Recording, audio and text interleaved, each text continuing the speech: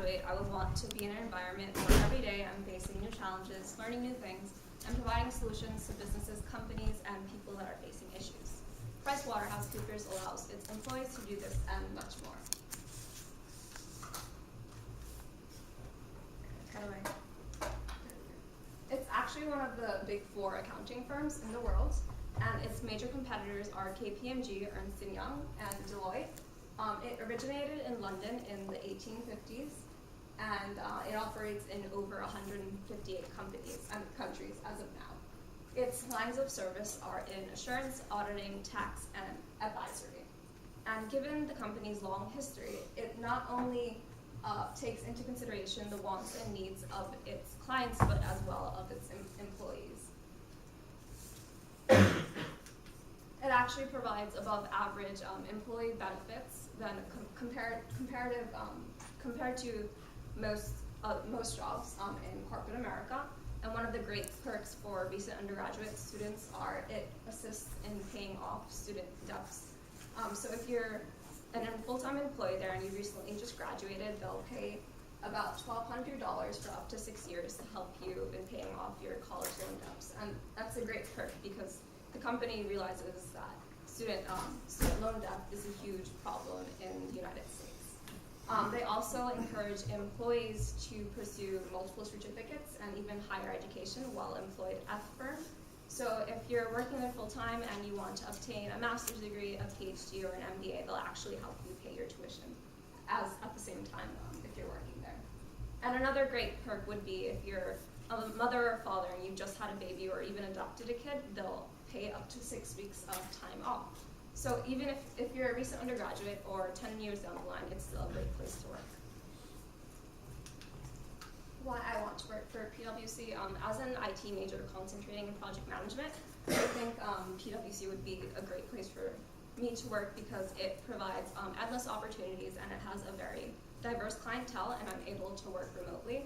So whether I want to help a small bakery in Brooklyn expand or work for a big corporation such as Nike improve its human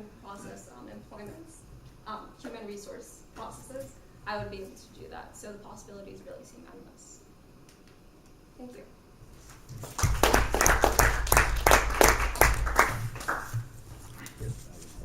Marissa?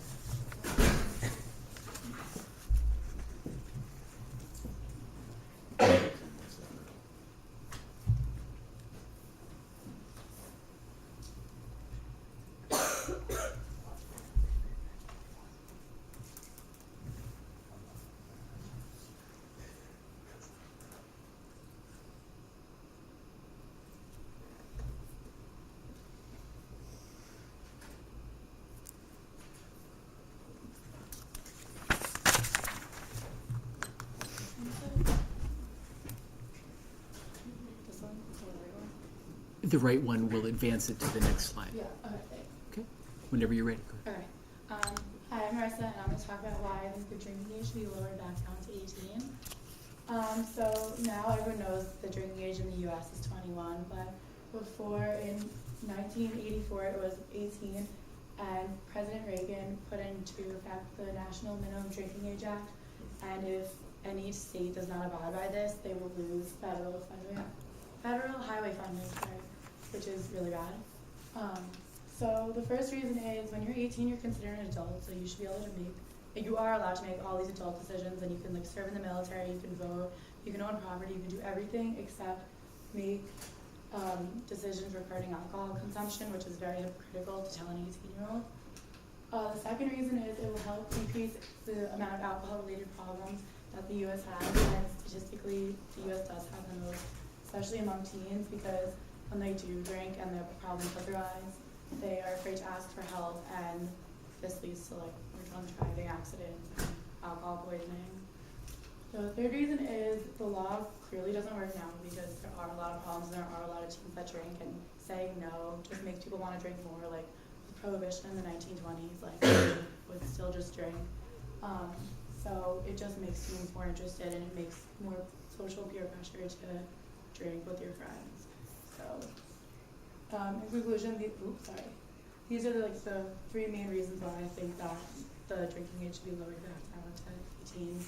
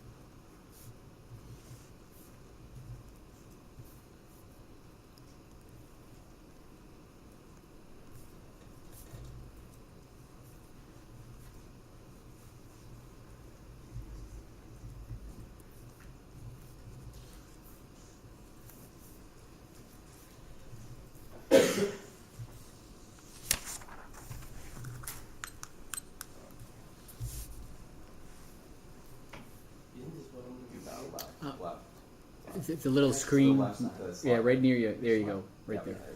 There you go.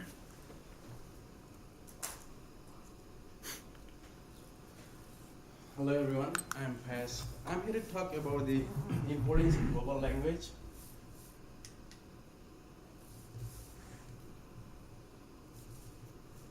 So global language, it can be also called as a world language. It can be spoken by a large number of people, but it's not a native language. However, it can be learned and spoken by a various group of people as a second language.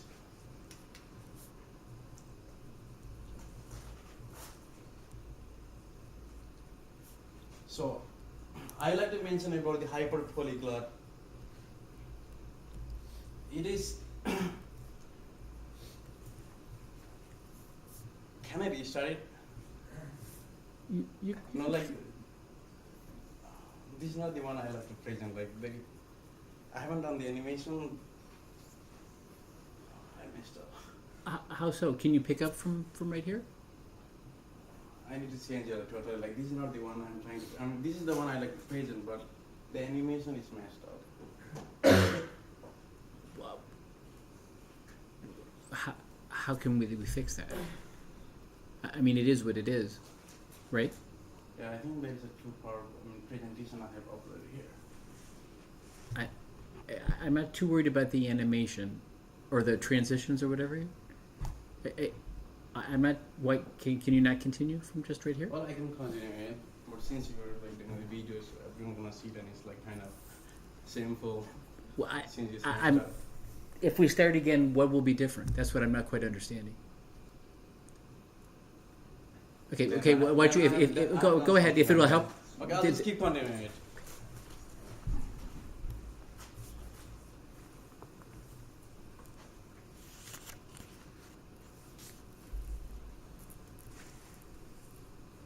So I also make a slide for the niche here. The one who used to say like, I don't need to know about the other language, like one language is sufficient for me and enough for me. So why I make this slide is, now the GDP of the US is really higher than any other country, but if you see in next few years, if the GDP goes down, all of the jobs will move to the other country. So at that time, they'll realize that the importance of the second language or any other language behind their native language. So we can see in the data, like I've made a graph of those things. From 2008 to 2016, it's really high. And what if get down within the next 7 years?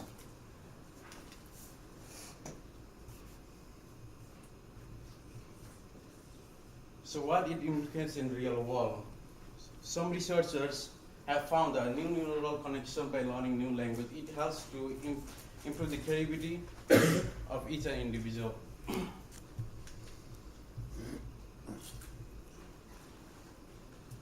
So advantage is basic, is because what I'm trying to say here is that if you know any other second language, it will be helpful for you to put in the resume. So you can be like better than any other competitive at the job.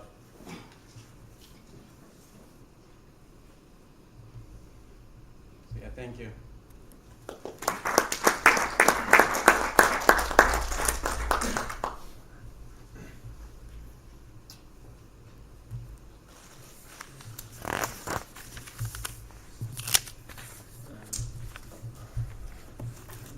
Is Matthew here? All right, Sean.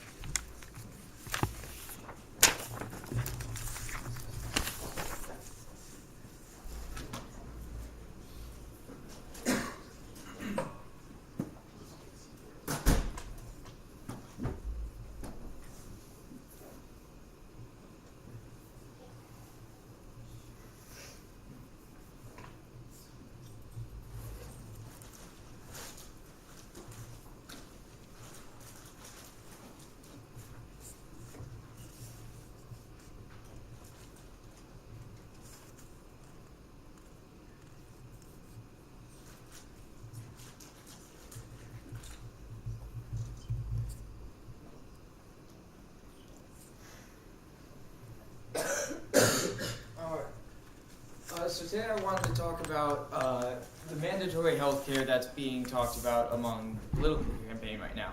But mainly I wanted to focus on the difference between two people from the same party, Obama and Bernie Sanders' health care systems. So Obamacare has been considered to be a complete failure by actually both parties, including his own.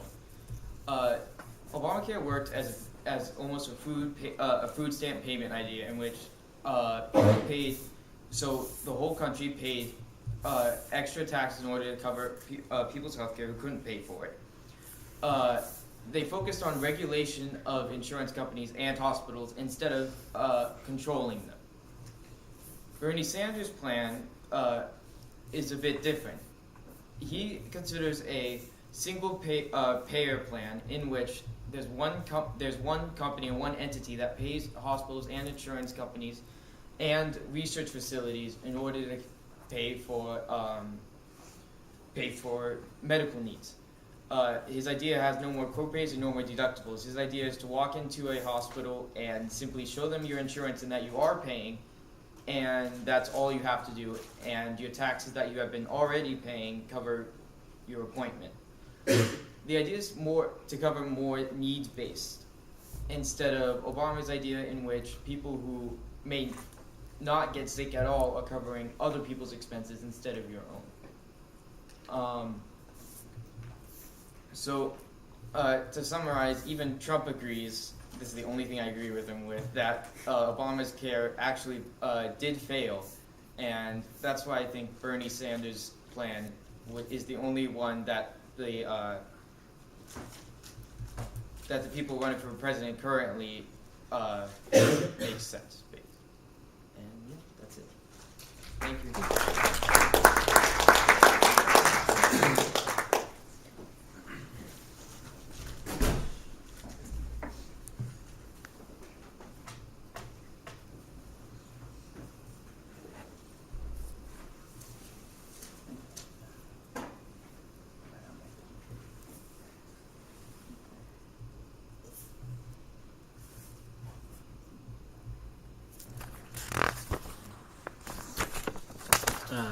John, I think, is it?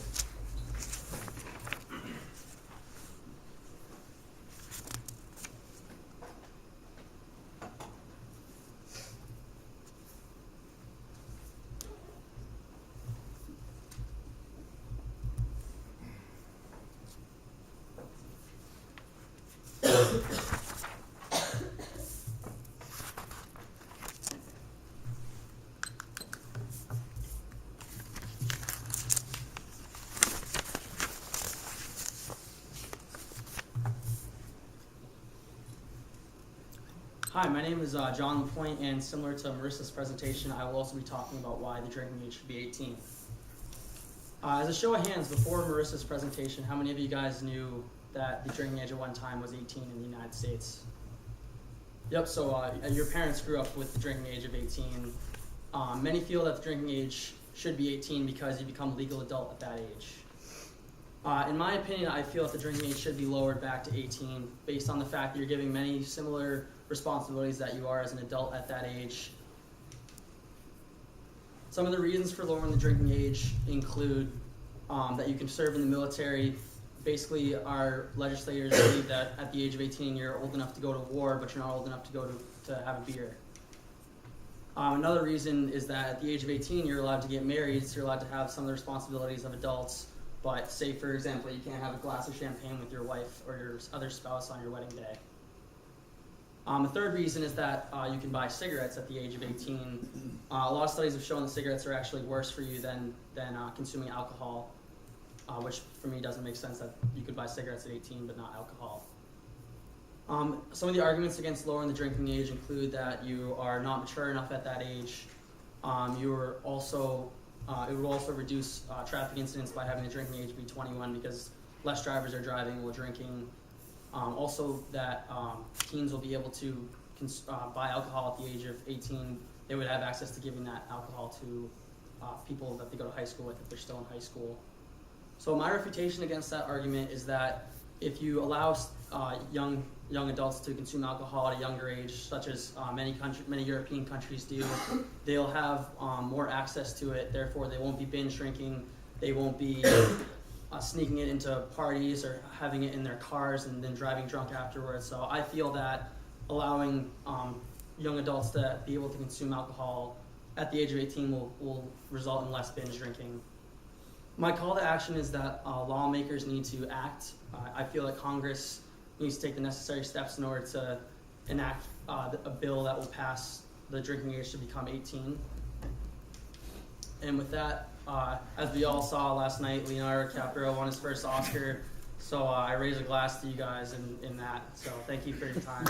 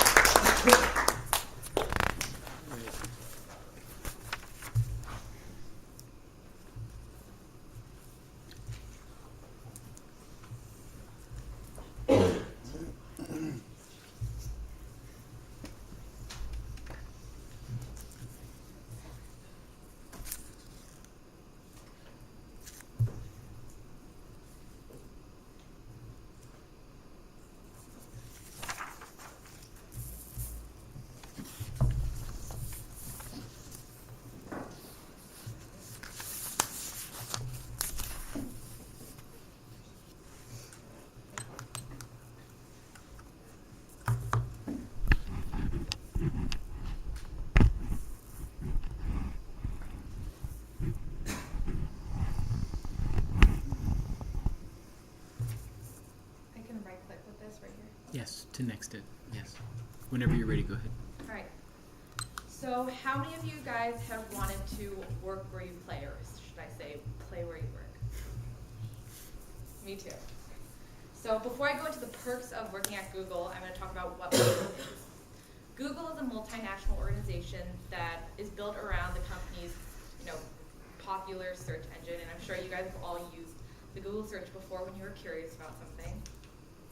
These are some of the other aspects it includes. We've all used Google Drive, Google Docs, whenever we need to share documents with one another in a class. Now, what are the perks? And I'm sure you guys have seen some videos that talk about Google perks, but I'm just going to go over a couple of them. So Google actually provides a very friendly yet competitive work environment, which allows you to interact with one another and be competitive at the same time. Let's not forget food. Food is really important, and you get it for free. Sushi and sweets.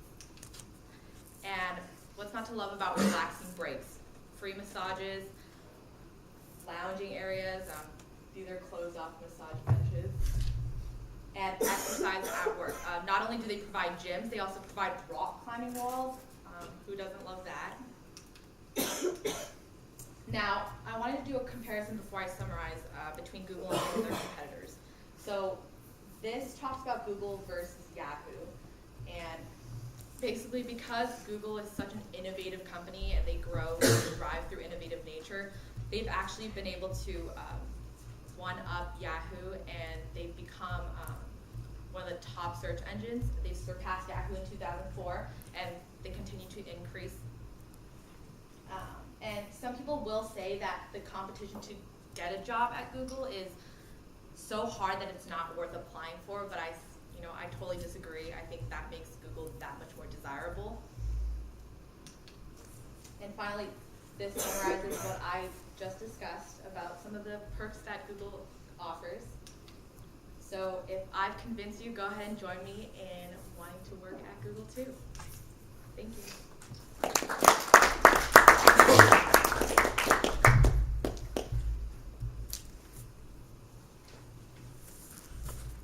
Okay, summarize.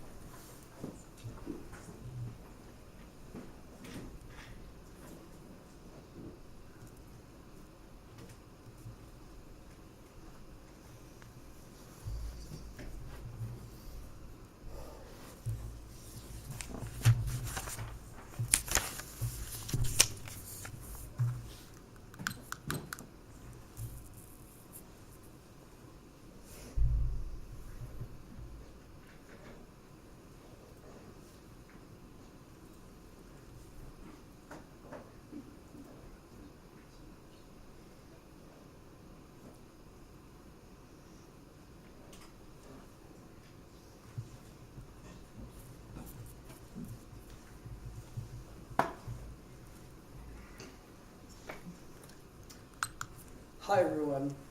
Today I'm going to talk about smartphones, specifically why every single person in this room should have an iPhone. Some sort of iPhone, whether that be the latest iPhone 6s Plus or even an older one, such as a 4S. In 2007, Apple released their first version of the iPhone, simply called the iPhone. Today they have over 40% of the US market share for smartphones. That's a huge increase in only 9 years. This is mainly in part due to their annual and incremental hardware and software upgrades. As you can see over here, these are a lot of the iPhone models, and it's still missing 2. In total, they have 12 new models, and every year they release a new software component as well.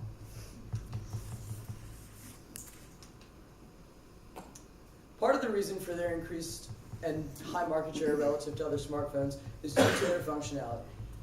There's significant computer integration, especially with the Mac laptops.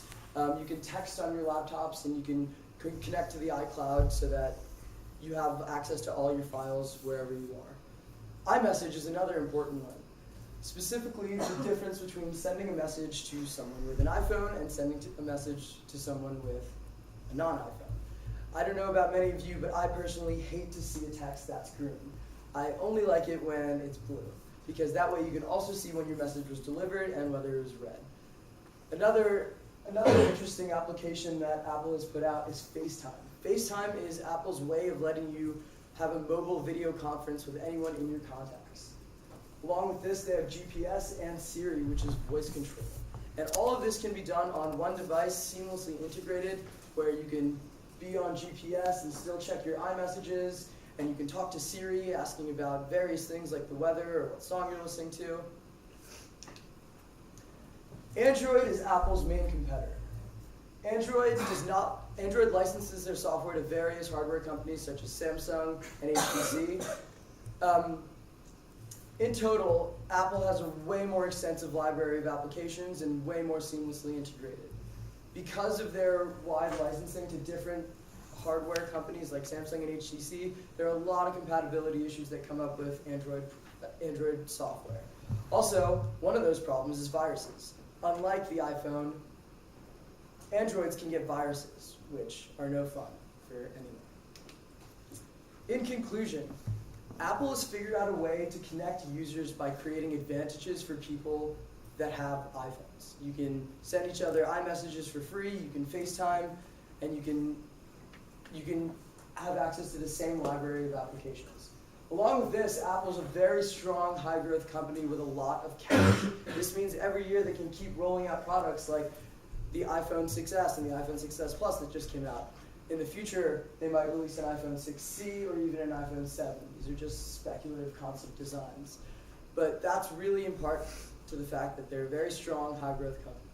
As a result, I think everyone here should really look into getting an iPhone. Thank you.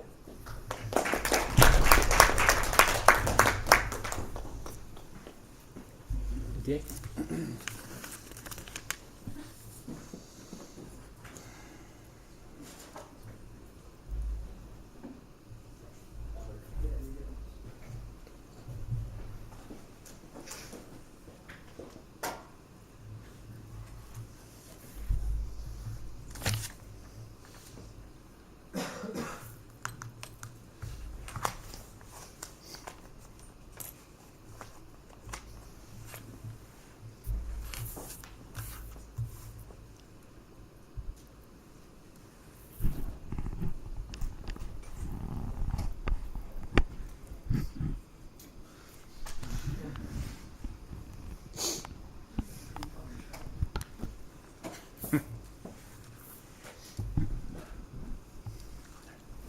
Hello everyone, I'm Richard Horn, and now for the third time